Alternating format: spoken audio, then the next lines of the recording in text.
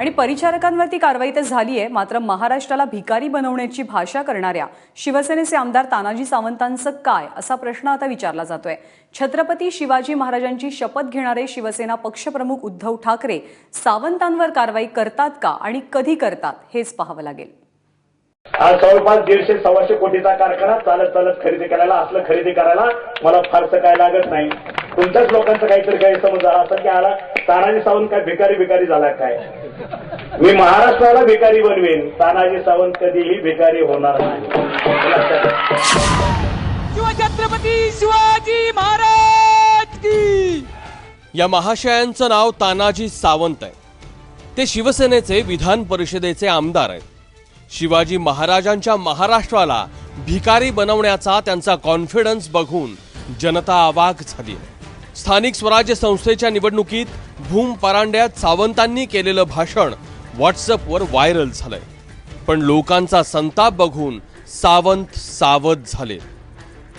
या वाक्याचा विपर्यास करून जर महाराष्ट्राची अस्मिता दुखावली असेल तर माझं आमच्या शिवसेनेचं बीज वाक्य आहे जय महाराष्ट्र। तर मला महाराष्ट्रापुढे 1000 वेळा नाही लाख वेळा मी नतमस्तक व्हायला मागे पुढे बघणार नाही।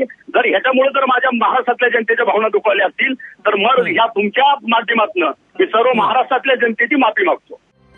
तानाजी सावंत यांचं अर्थकारण वजनदार आहे। प्राध्यापक तानाजी सावंत मूळचे माढा तालुक्यातल्या वाकावचे आहेत। पुण्यात JSPM नावानं 4 शैक्षणिक संकुल आहेत। 4 खाजगी साखर कारखान्याचेही ते मालक आहेत। भाऊ शिवाजी सावंत सोलापूर झेडपीचे सदस्य होते। वर्षभरापूर्वी तानाजी सावंत शिवसेनेत आले। यवतमाळमधून विधान परिषदेवर निवडून गेले। निवडणुकीच्या शपथपत्रात तानाजी सावंत यांनी 115 कोटींची संपत्ती जाहीर केली आहे। त्यामुळेच अचानक पक्षात आलेले सावंत उद्धव ठाकरेंना फारसे परके वाटले नाही। एकीकडे शिवसेना महाराष्ट्राचा अभिमान किंवा महाराष्ट्राचा स्वाभिमान शिवाजी महाराजांचं नाव घेत असते आणि दुसरीकडे महाराष्ट्राला भिकारी करायला निघेल म्हणजे एवढा माज पैशाचा आलाय या आमदाराला। हा पैसा त्याने सगळा वाम मार्गाने किंवा भ्रष्टाचारातनं कमवलेला असणार, म्हणून तो महाराष्ट्राला भिकारी करायला निघालेला आहे। तेव्हा त्यांचंही निलंबन व्हावं म्हणून मी मागणी या ठिकाणी करणार। मला असं वाटतं की त्यांनी महाराष्ट्र भिकारी वगैरे अशा प्रकारचं वक्तव्य काही केलेलं नाही। तुम्ही जर त्यांचं वक्तव्य तपासून पाहिलं तर ते